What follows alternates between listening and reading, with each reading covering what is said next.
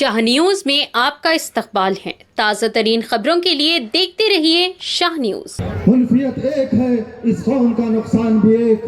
मुल्कियत एक है, इस कौम का नुकसान भी एक ही। जनाब मोहतरम नकीब मिल्लत अलहाज बैरिस्टर असदुद्दीन ओवैसी साहब एमपी वो सदर कुल मजलिस इत्तेहाद मुस्लिमीन से वहाँ और आज के इस इंतखाबी जलसे से हम सबको खिताब फरमाएं।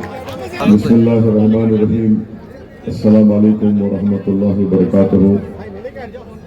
मोअज़्ज़िज़ हाज़रीन इकराम, बुजुर्गान कौम और मिल्लत, मेरी इज़्ज़तदार माँ और बहनों, गयूर नौजवान साथियों, मैं आप तमाम का शुक्रिया अदा करता हूँ कि आपने महबूब नगर में बल्दिया के इलेक्शन के सिलसिले में मजलिस इत्तेहाद मुस्लिमीन के इस आखिरी इंतखाबी जलसे में आपने शिरकत की। आपका बेहद शुक्रिया।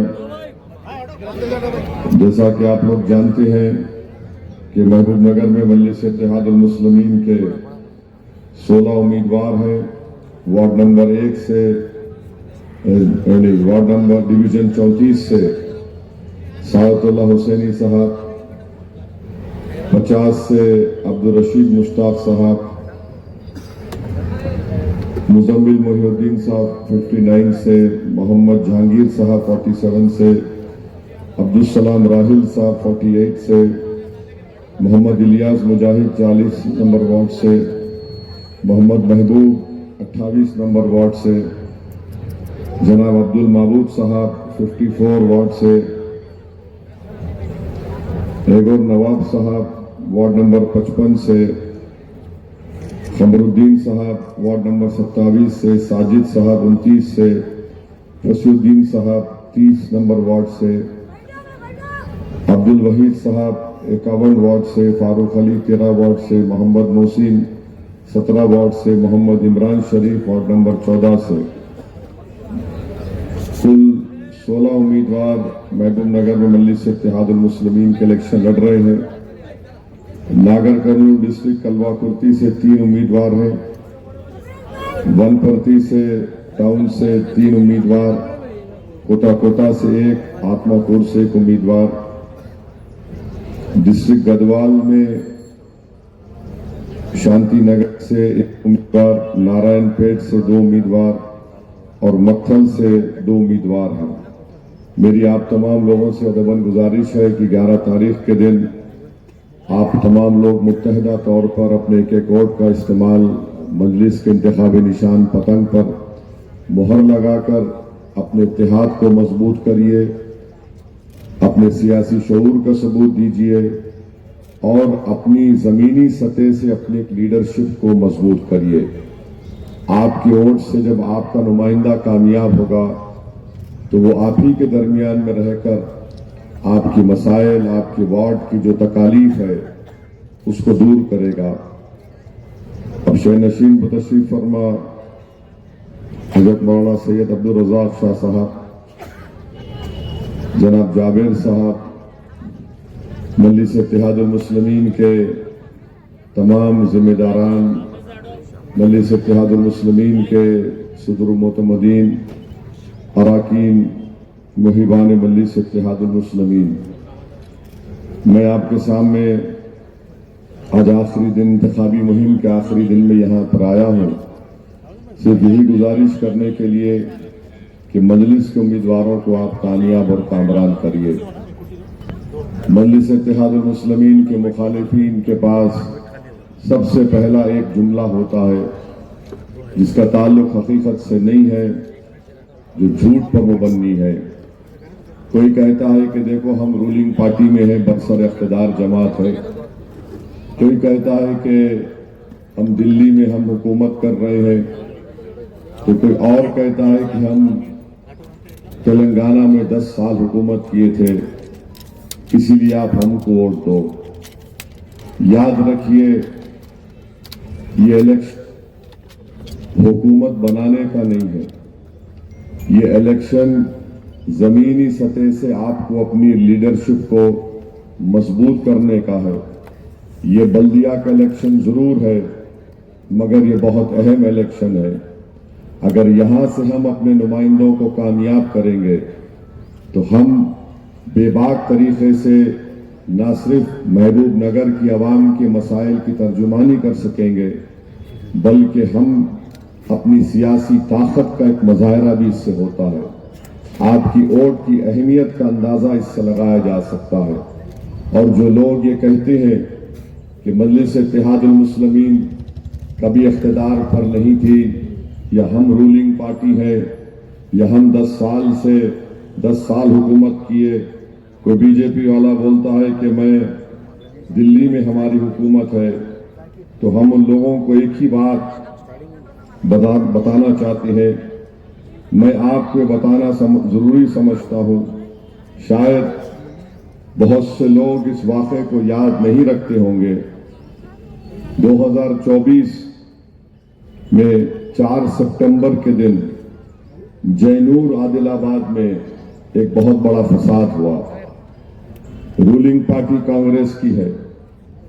110 दुकानों को जलाया गया, और जिस वक्त ये हमला हो रहा था, वहां पर जैनूर के एक मदरसे के जिम्मेदार ने मुझे फोन किया, और जब वो मुझसे फोन पर गुफ्तगू कर रहे थे, तो मैं फोन पर ये सुन रहा था कि चीख और पुकार की आवाजें आ रही थी कि जब फसाद होता है, जब फसाद करने वाले हमला करते हैं, तो सब लोग में कदम तहफ़्फ़ुज़ पैदा हो जाता है कि इस तरह की कैफियत पैदा हो जाती है। और उस वक्त फोन करने वाले मौलाना ने कहा कि असद साहब, हमारे मदरसे में जैनूर में छोटे छोटे बच्चियां और बच्चे हैं, कम से कम इनको यहां से आप महफूज मुकाम को मुंतकिल करवाइए।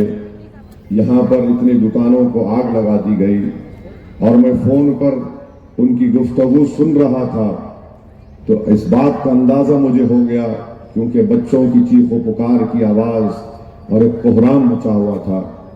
मैंने फौरन उसी वक्त डीएसपी से कॉन्फ्रेंस कॉल पे बात की। उस वक्त एसपी साहब से भी बात हुई, जो उस वक्त वहां के एसपी थे। मैंने डीएसपी से कहा कि अगर आप 15-20 मिनट के अंदर यहां से इन मासूम बच्चियों को महफूज मुकाम को पुलिस की गाड़ी में मुंतकिल नहीं करेंगे, तो फिर याद रखिए, मुझे कहना पड़ेगा आदिलाबाद, भैंसा से, और मैं खुद हैदराबाद से निकल कर आऊंगा, और वहां पर आने के बाद जो हालात रहेंगे उसके जिम्मेदार आप रहेंगे। तो डीएसपी ने कहा कि ओवैसी साहब, मेरे को आप थोड़ा टाइम दीजिए। मैं उनसे कहा कि मैं आपको कम से कम 15-20 मिनट में इन बच्चों को निकालो आप।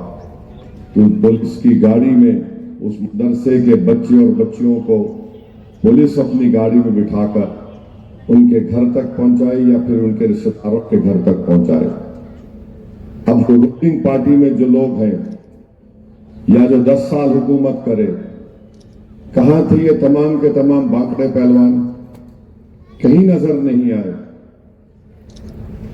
कहीं जाकर देखे तक नहीं वहां पर कि कितनी दुकानें जली, कैसे उस मदरसे पे हमले की तैयारी हो रही थी।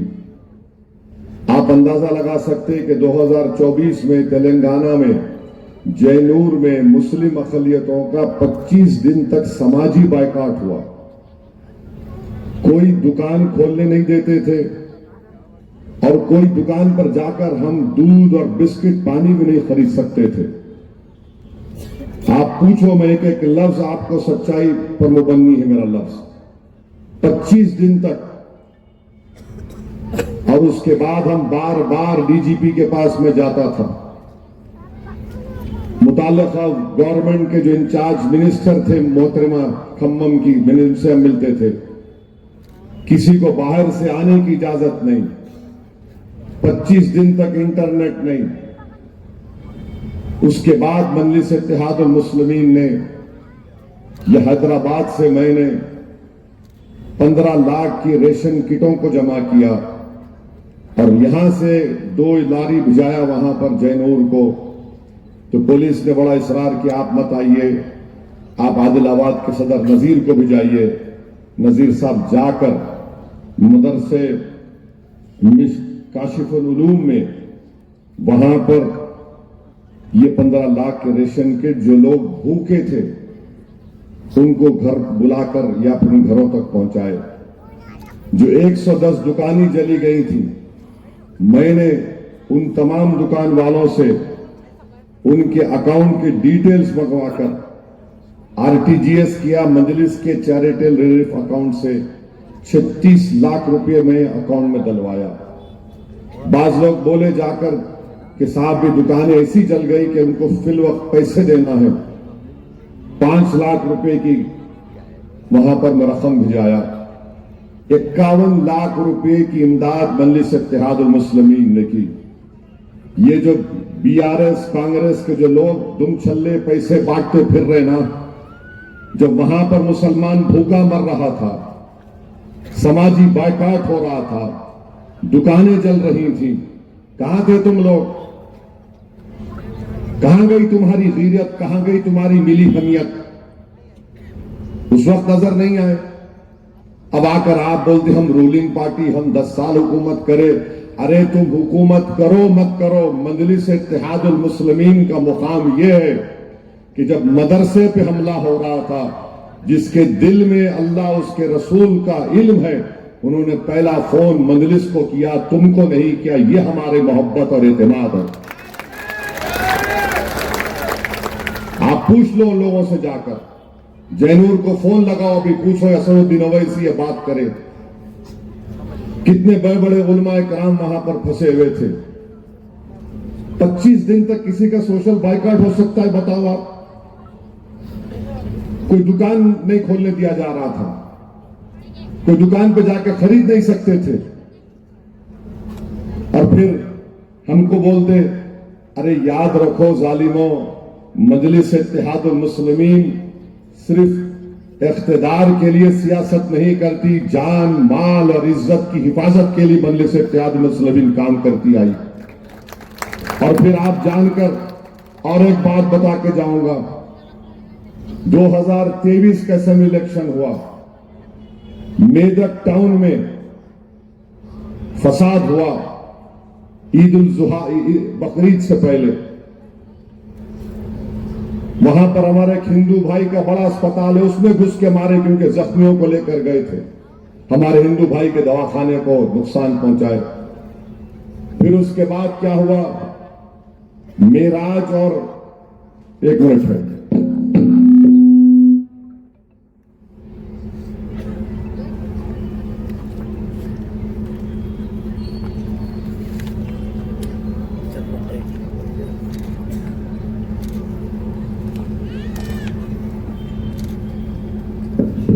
गड़बड़ हुई वहां पर मेदक टाउन में, तो आरिफ और मेराज जख्मी हुए।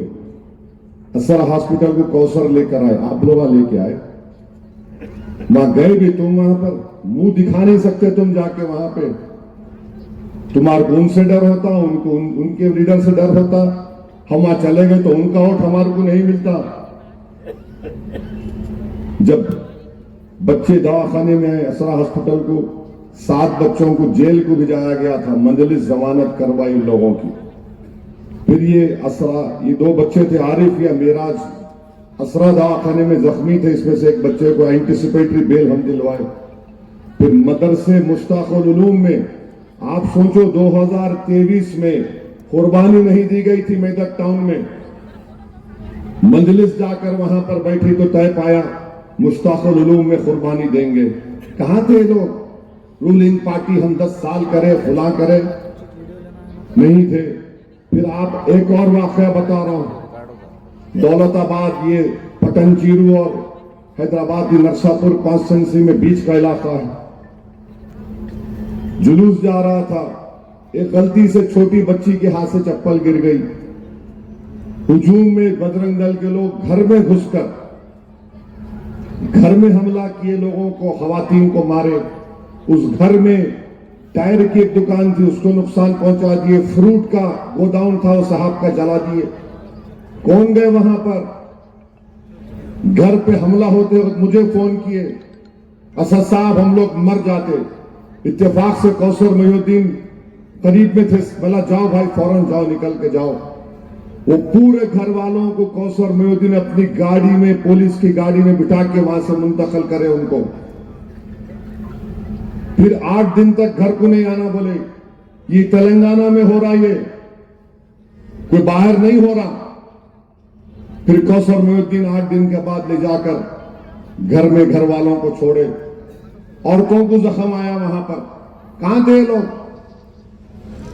आज तुम इख्तिदार पर हो तो तुमको जब तुम्हारी जिम्मेदारी नहीं थी वहां पर जाना, तुम्हारा चीफ मिनिस्टर है ना, मेरा नहीं है।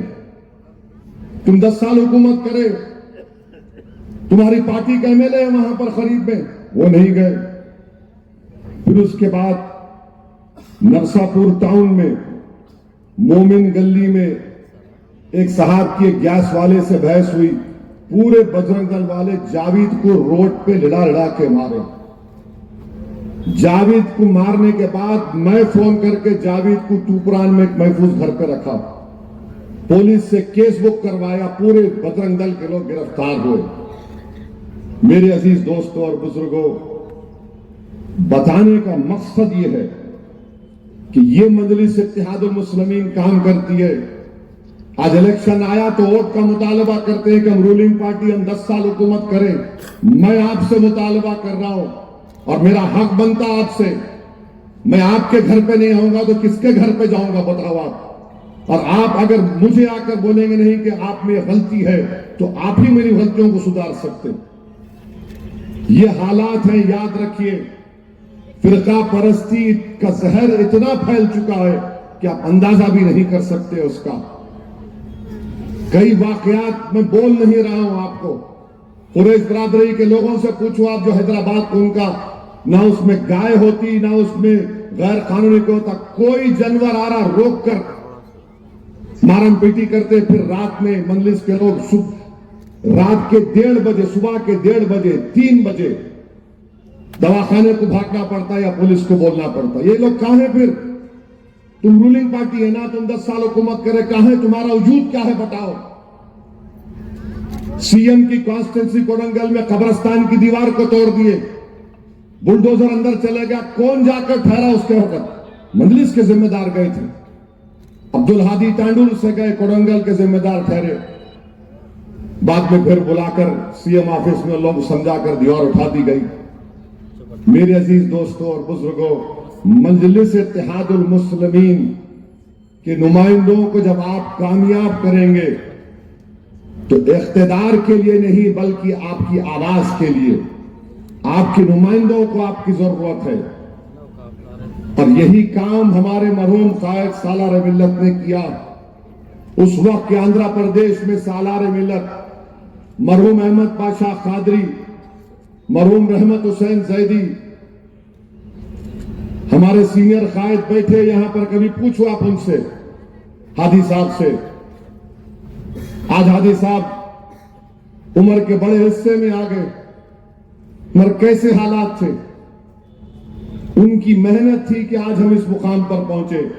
और आज हम काम इसलिए कर रहे हैं ताकि आने वाले बच्चों को उनका मुस्तकबिल और अच्छा हो। मैं नहीं रहूंगा, हादी साहब नहीं रहेंगे, जाबिर नहीं रहेंगे, मगर हम जब इस दुनिया से जाएंगे तो कम से कम कुछ छोड़कर तो जाएंगे कि देखो ये तुम्हारी क़ियादत है, ये तुम्हारे नुमाइंदे हैं, ये तुम्हारी सियासी ताकत है, ये तुम्हारी पहचान है। इसीलिए इलेक्शन में हिस्सा लिया जाता है। सिर्फ नंबर बढ़ाने के लिए कारपोरेटर जीत गए नहीं, ये तमाम चीजों को सामने रखकर मेरी आप सदबन गुजारिश है कि आप 11 तारीख के दिन अपने के वोट का सही इस्तेमाल करिए। और पतंग के निशान पर बैलेट पेपर है, अब की बार बैलेट पेपर पर मोहर लगाइए। डरने और घबराने की जरूरत नहीं है। अगर हम 15 हमारे उम्मीदवारों 16 उम्मीदवारों को अगर हम अपने कामयाब करते हैं तो यकीन जानिए बैलेंस ऑफ पावर आपके हाथ में होगा। मरहूम कायद सालार मिल्लत अपनी तकरीर में कहते थे कि अगर आप अपने 16 उम्मीदवार को कामयाब करेंगे इंशाअल्लाह, तो जिसको चाहे आप तख्त पे बिठा सकते, जिसको चाहे तख्ते पे लिटाकर सच्ची पोइंदी बोल सकते हैं आप। ये सालार बोलते थे, ये हकीकत है, आज भी हकीकत है। याद रखिए मजलिस से दुश्मनी क्यों है। इस मुल्क में अगर मुसलमानों से, दलितों से, आदिवासी से अगर नफरत इस बिना पर की जाती है कि एक तो इनके पास अपनी सियासी लीडरशिप नहीं है और दूसरा कोई भी नहीं चाहता कि उनकी कोई सियासी लीडरशिप बने, और इसीलिए जुल्म होता है। ईसाइयों पे जुल्म देखो आप, ओडिशा में बीजेपी हुकूमत बनी, एक ईसाई पादरी है, दिसंबर में शायद क्रिसमस के मौके पर उस ईसाई पादरी के मुंह में गोबर डालकर, उसके चेहरे पर सिंदूर लगाकर, गले में जूतों का हार डालकर, मारकर पीटकर पूरे गांव में फिराया गया उसके। मोहम्मद मकानदार, एक बंगाली बोलने वाला मुसलमान ओडिशा में काम करता है, गाड़ी से उतारकर बोल ये नारा लगा, मार पीट कर उसका कत्ल कर दिए, मर गया वो। त्रिपुरा में बीजेपी की सरकार चंदे का बहाना बनाकर मस्जिद पे हमले, घरों को लूट किया गया। कश्मीर का मुसलमान सर्दी के मौसम में निकल कर आकर अपना कारोबार करता, हिमाचल में ये सब जगह पर एक मासूम 16 साल के बच्चे का सर फोड़ दिए। ये फिरका परस्ती हमारे सामने है, और अगर आप इसको महसूस नहीं कर रहे तो फिर याद रखिए, अगर घर पे आकर आग लगेगी उसके बाद आप बोलेंगे अरे घर में आग आ गई। मेरे भाई, एहतियाती तदाबीर का इस्तेमाल करना यही है कि हम अभी से अपने नुमाइंदों को कामयाब करते रहें। अपनी ताकत का मुजाहरा सिर्फ जज्बाती तकरीर या नारों से नहीं होता, वोट डालने से होता है। हमारे बहुत से मसाइल हैं, इन मसाइल को हल करवाना हमारी जिम्मेदारी है। दूसरी पार्टी को वोट डालने में और मंजलिस को वोट डालने में फर्क यही है कि वहां पर अगर आप वोट डालेंगे तो आप सिर्फ वोटर बन के रहेंगे, मंजलिस को वोट डालेंगे तो आप सिटीजन विथ राइट्स बनेंगे, आपके हुकूक पूरे होंगे, आप शहरी बनेंगे। वहां पर वोट डालो, खुश हो जाओ। फिर रमजान अब आने वाला है, रमजान का मुबारक महीना। ये दूसरी पार्टी के लोग अगर हैं वहां पर उनकी क्या कदर कीमत है। रमजान आया तो एक इफ्तार की दावत लगा देते उनसे पैसे लेके, और वो क्या पैसे हैं वो उलमाए कराम बताएंगे। वहां बैठे रोजा हम रहते 10 घंटे का, इन्हों आके इनके नेता बैठते, मुंह खोलते, हाँ दालो खजूर मुंह में, रोजा हो गया हमारा। बकरीद आती, पहले शीर खुरमा इन्हों पी लेते। क्या है बताइए, ये है। सुल्तान हिंद का उर्स शरीफ हो रहा, चादर बिछा रहे आप, उसमें ठहर के फोटो ले लिए। इंदिरा इल्लू में घर नहीं मिलते, पेंशन नहीं मिलता, क्या मिलता? मगर सिर्फ यही डायलॉग बाजी और फोटोआं, बस सिंबॉलिज्म जो बोलते। मंजलिस का साथ दीजिए, मंजलिस को मजबूत करिए, यही आपकी ताकत है, यही आपके इत्तेहाद की निशानी है। यकीनन बीजेपी को रोकना है। कौन बीजेपी से मुकाबला कर रहा? कितने कांग्रेस के लोगों को मारा गया, कितने टीआरएस के लोगों को मारा गया, कितने समाजवादी पार्टी के लोगों को मारा गया? बोलो। मुसलमानी तो निशाने पर है, दलित निशाने पर है। किसका घर टूटा? तुम्हारा टूटा, मेरा टूटा बुलडोजर से। किसकी मॉब लिंचिंग हो रही? मेरे अजीज दोस्तों और बुजुर्गों, इन तमाम चीजों को अपने दिमाग में रखिए और उसके बाद एक सही फैसला लेने की कोशिश करिए। हमारे बुजुर्गों की कुर्बानियों के नतीजे हम यहां पर पहुंचे हैं। मैं जिम्मेदारी के साथ इस बात को कहता था और आज भी कह रहा हूं, भारत में अगर मुसलमानों ने कुछ तरक्की की, उसमें किसी पार्टी का, किसी हुकूमत का रोल नहीं था, सिर्फ अल्लाह का फजलो करम था और रहेगा। और उस आदमी की हिम्मत थी, उसकी मेहनत थी, उसकी काबिलियत थी कि वहां तक आया। कौन क्या मदद करते आप? आज आपके पास एक मुतबादिल है मजलिस इत्तेहादुल मुस्लिमीन के रूप में। तो मेरी आप तमाम अहलियान महबूब नगर से, गदवाल से उम्मीदवार, राह दहिंदगान से, नारायण पेट, मक्खल, वनपर्ती, नागर करनूल और महबूब नगर के तमाम, कलवा कुर्ती के तमाम राय दहिंदगान से अपील है कि 11 तारीख के दिन आप मंदिर को वोट दीजिए। यकीनन आरएसएस बीजेपी को रोकना है। और आरएसएस क्या है? 100 साल का इन जश्न मना रहे। पूछो इन आरएसएस वालों से महबूब नगर में कि क्या तुम्हारी ऑर्गेनाइजर मैगजीन में यह नहीं लिखा गया था कि भारत का तिरंगा 3 रंग पर मुश्तमिल है? तीन रंग पर हमारा नेशनल फ्लैग मुश्तमिल है, तो क्या ऑर्गेनाइजर मैगजीन नहीं लिखा गया कि यह मनहूस निशानी है तीन रंग?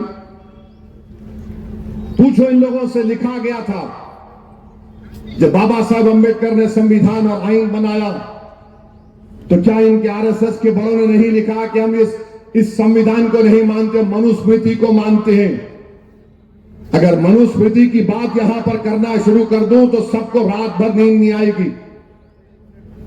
क्या क्या उसमें लिखा गया है? यह आरएसएस का वजूद है, यह आरएसएस का पैगाम है। और आरएसएस बोलती है, क्या बोलती है आरएसएस? उनका सुबह की जो दुआ है, जब वो लोग क्या 90 साल या 95 ईयर्स चड्डी पहन के लट फिलाए, बाद में अचानक याद आया कि चड्डी से बच्चे दिख रहे, पैंट पहन रहे आजकल। अब पैंट पहन के लट फिरा रहे, तो उनकी सुबह की दुआ कैसे शुरू होती? पूछो इन लोगों से, तुम्हारी दुआ का तर्जुमा करके बताओ। उनकी सुबह की दुआ यह है कि इस मुल्क को हिंदू राष्ट्र बना दिया जाए, यह हिंदू नेशन है, यह इनकी लिखा हुआ है इनके किताबों में। आज आप हमारे को बोल रहे हैं? अरे आपका पैगाम आपकी किताबों में, आपकी तकरीर में, ये गोडसे किससे मुतासिर होकर गांधी को गोली मारी? आरएसएस की तालीमात से मुतासिर होकर। बाद में उसके भाई ने कहा कि दोनों भाई हम लोग आरएसएस से वाबस्ता थे। आरएसएस बोलती नहीं थे। ये आरएसएस की तालीमात आप बोल रहे 100 साल। गोलवालकर की किताब है bunch of thoughts. Bunch of thoughts में गोलवालकर ने लिखा कि इस मुल्क के लिए अंदरूनी खतरा मुसलमान और ईसाई और यहां के तालीम याफ्ता लोग इंटेलेक्चुअल हैं।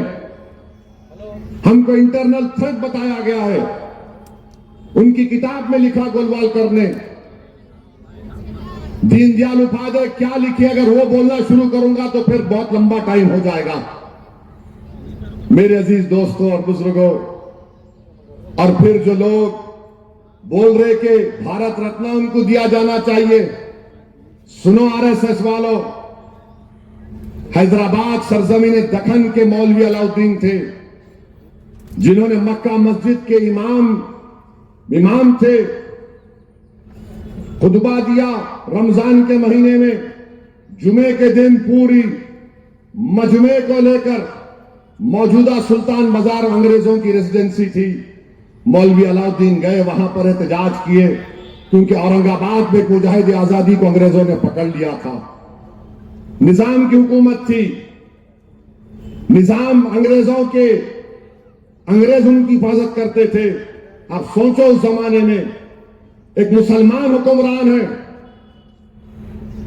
अंग्रेज उसकी हिफाजत करते हैं, जो मौजूदा बोलारा में वहां पर अंग्रेजों की फौज रहती थी। कैसा वो जय्यद आलिम होगा, कैसा वो जय्यद इंसान होगा जिसने मुस्लिम हुक्मरान, जिसकी हिफाजत अंग्रेजों की फौज करती थी, सौों के मजमे को लेकर मौजूदा मक्का मस्जिद से सुल्तान बाजार गए, हमला हुआ, वहां से वो बच के निकले। तुर्रेबाज खान ने गोलियां चलाई अंग्रेजों के ऊपर। बाद में मौलवी अलाउद्दीन को गिरफ्तार किया गया। बताओ आरएसएस वालों, उस काला पानी का पहला मुजरिम तुम्हारा आदमी था या मुसलमान था? मौलवी अलाउद्दीन काला पानी के पहले मुजरिम थे। अंग्रेज आखिर में खत लिखते थे सालार जंग को, जो उस वक्त निजाम के होम मिनिस्टर जो बोलते थे कि इनको लेके जाओ अलाउद्दीन, हालत खराब है, कभी मर जाएंगे। तो निजाम बोलते थे नहीं नहीं, ये मौलाना आएगा तो फिर आग लगा देगा दखन में। वहीं पर इंतकाल हो गया मौलाना अलाउद्दीन का रहमतुल्लाह अलैह का। और आज हमको बोल रहे आप, और जिसके लिए भारत रत्न बोले, उन्होंने 6 माफी नामे के खत लिख के दिए अंग्रेजों को, मेरे को माफ कर दो, मेरे को माफ कर दो, आप जो बोले मैं करता हूं। तुम में और हम में फर्क यह है कि अल्लामा फजल खैराबादी वहीं मर गए। जिहाद का फतवा अल्लामा फजल खैराबादी ने दिया था। अल्लामा फजल खैराबादी वापिस नहीं आ सके, वहीं पर उनका इंतकाल हो गया। जो 6 अंग्रेजों को माफी नामे लिखा, और आप बोलते नहीं नहीं उन्होंने बड़ी तकालीफ उठाए। अरे मौलवी अलाउद्दीन तो हैदराबाद से काला पानी चला गया अंडमान को, उनकी कुर्बानी कोई याद नहीं करता। और आज आप बोल रहे भारत रत्न, चलो ये भी भूल जाते हैं। जस्टिस कपूर थे सुप्रीम कोर्ट के चीफ जस्टिस ऑफ इंडिया, इन्होंने महात्मा गांधी के कत्ल के बाद कमीशन बनाया गया था। क्या जस्टिस कपूर ने नहीं कहा था कि यह शख्स गांधी के कत्ल में कॉन्स्पिरेटर था, जो गांधी के कत्ल का साजिश किया? आप उसको तो बोल रहे मुबारक हो, एक वक्त आएगा इस मुल्क में गोडसे को भी दे देंगे भारत रत्न, देखना बीजेपी वाले किसी को नहीं छोड़ने वाले। तो मेरे अजीज दोस्तों और बुजुर्गों, मेरी आप तमाम से दबन गुजारिश है कि आप मजलिस कोर्ट देकर कामयाब करिए। बिहार में हम गए तो वहां पर भी यही शुरू हो गया, बी टीम फुला टीम। मैंने पहले भी कहा अपनी तकरीर में, एयरपोर्ट पर मैं माजिद हुसैन मेरे साथ थे, हम लोग जा रहे थे बिहार को, और एयरपोर्ट अपने हैदराबाद एयरपोर्ट से बागडोरा उतर के 1.5 घंटे की गाड़ी से किशनगंज पहुंचते। एयरपोर्ट पे एक साहब शुरू हो गए, मैं कपड़े देख के पहचान लिया इन्हें, बड़ा दानिशमंद है इन्हें। अब मेरे करीब आए, सलाम वालेकुम। वालेकुम सलाम। कहां जा रहे? मेरा प्लेन जहां जा रहा वहीं जा रहा हूं मैं। अरे बोला ये क्या जवाब है? मेरा ये क्या जवाब है? जो लाइन जा रही वहीं जा रहे ना, क्योंकि लोगों को भाप लेते हम लोग जरा देख के, हाथ मिलाए तो मालूम होता कितनी गर्मी है, क्या करने वाला है। नहीं आप कहीं क्यों जा रहे? कुछ होने वाला नहीं है, वहां गठबंधन और बीजेपी है, आपके 4 एमएलए चले गए, आप वक्त खराब कर रहे। मैं खामोश बैठे रहा। अब माजिद हुसैन जरा गर्म आदमी है, क्या है? बोला ठहरो माजिद, बोलने दो। अच्छा बोलिए, आप बोलिए। मेरे को बोले बस में बैठ गए, आप कुछ बोल ही नहीं रहे। मेरा नहीं, मैं आपकी बात सुन रहा हूं ना, आपकी भड़ास निकाल लो आप मेरे को बोल के। सुबह सुबह शायद आप घर से नाश्ता करके नहीं आए होंगे, या भाभी कुछ आपको चाय वाय नहीं पिलाओगे तो हम पे निकाल रहे आप। नहीं आप क्या बोल रहे हैं? देखिए अफसर साहब, आप बहुत पढ़े लिखे हैं।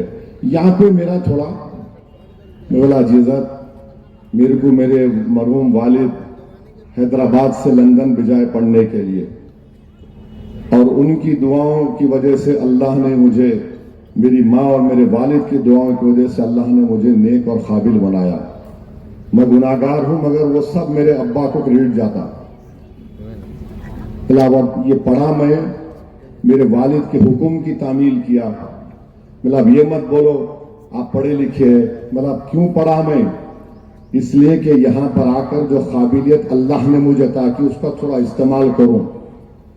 मतलब उधर मत को जाओ, मैं तुम्हारे लिए, तुम्हारे सोच वालों के लिए नहीं पढ़ा। नहीं बता, बोला छोड़ो। उसके बाद बोला बैठो, प्लेन में अंदर बैठने का टाइम आ गया, तुम बैठो आराम से, और जाकर तुम्हारे सियासी आखाओं को बोलना और रोना नहीं। उसके बाद हम हैदराबाद में बोलते लोतरांडी नहीं करना। हम 5 से ज्यादा एमएलए जीतेंगे, और आप देख लेना मजलिस अल्हम्दुलिल्लाह 5 सीटों पर कामयाब हुई। जो 4 एमएलए हमारे तोड़े थे, उसमें से एक साहब, हाजी साहब को इधर उनके घर पे चला गया मैं कोचा दामन में, उनके बेटे गुड्डू बाबू सब मजलिस का साथ दिए।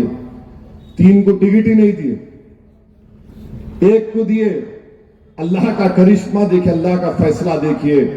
कुदरत ने हमारी आंखों के सामने दिखा दिया कि जिसने मजलिस से गद्दारी की थी वो 4थे नंबर पर आया, जमानत जब्त होगी वहां से। मयम का एमएलए 50,000 वोट से कामयाब हो गया, मुर्शिद आलम।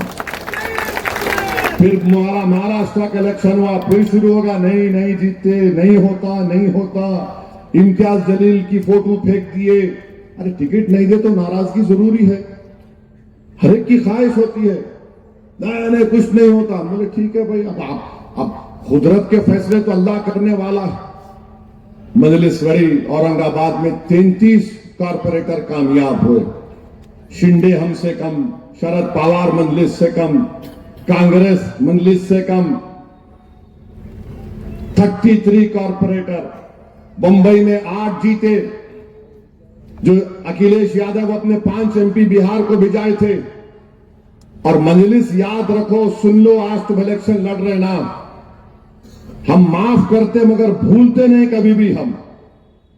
इसलिए कि मोमिन की शान ये नहीं है कि हमेशा एक ही सुराग से हमको डसा जाए। तुम आज हमको डसेंगे, 28 में तुमको मैं आऊंगा यहां पर, देखना क्या होगा फिर।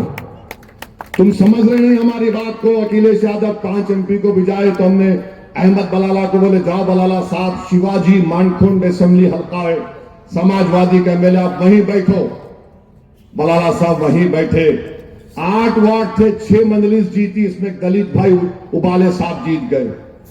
और वही उबाले को मजलिस ने मुंबई की बल्दिया में अपना फ्लोर लीडर बनाया। आप बताइए अब क्या होगा।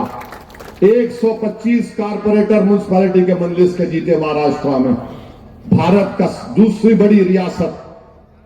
तो याद रखिए, ये मुखालिफिन मजलिस को देखते कि बोलते नहीं नहीं कुछ भी नहीं होगा। अरे तू अपने घर में मायूस होगा, यहां कहीं को निकाल रहा बाहर मायूसी। हम तो मायूसी को कुफर समझते। ला तक़नतु मिन रहमतिल्लाह, कि अल्लाह की रहमत से कभी मायूस नहीं होना है। तो मेरी आपसे गुजारिश है कि सुबह के अवलीन सातों में, सुबह के अवलीन वक्त में आप अपने घर से निकलकर अपने एक एक वोट का इस्तेमाल पतंग के निशान पर मोहर लगाकर करिए। ये महबूब नगर आपका है, ये महबूब की नगरी है। और आप अपनी सियासी लीडरशिप को मजबूत बनाइए, आपके नुमाइंदों को कामयाब करिए। और याद रखिए, मार्च अप्रैल में तेलंगाना में SIR होगा। आप तमाम लोगों के नाम वोटर लिस्ट में है? कितनों के नाम हाथ उठाओ। जिस जो हाथ में उठाए उनका नाम नहीं होगा फिर। अब हाथ आप याद रखिए, ये वोटर लिस्ट प्रूफ होगी आपकी कि आप वोटर हैं। मार्च अप्रैल में SIR, और नरेंद्र मोदी SIR इसलिए करा रहे हैं ताकि NPR NRC से किसी की शहरियत छीनी जा सकती, मगर मोदी SIR के जरिए से हमारी शहरियत छीनना चाह रहे हैं, सिटीजनशिप। आपका नाम नहीं आएगा वोटर लिस्ट में तो आपको नोटिस दी जाएगी, लाओ कागजात लाके जमा करो, प्रूफ बताओ कि तुम भारत के शहरी हो। मिसाल के तौर पर महबूब नगर में अगर कोई एक शख्स 80 साल 100 साल से रह रहा है, साहब ये खानका कितनी पुरानी है अपनी, 200 साल पुरानी खानका है ये। हाँ साहब 200 साल बोल,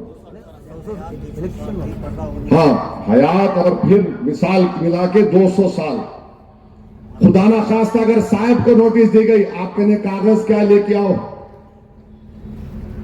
इसीलिए बोल रहा हूं, आप समझो आपको नुमाइंदों की जरूरत है। उत्तर प्रदेश में फॉर्म 7 डालकर नामों को डिलीट करा रहे बीजेपी वाले मुसलमानों के। 2002 की वोटर लिस्ट लेकर मैपिंग करना 2024 की वोटर लिस्ट से।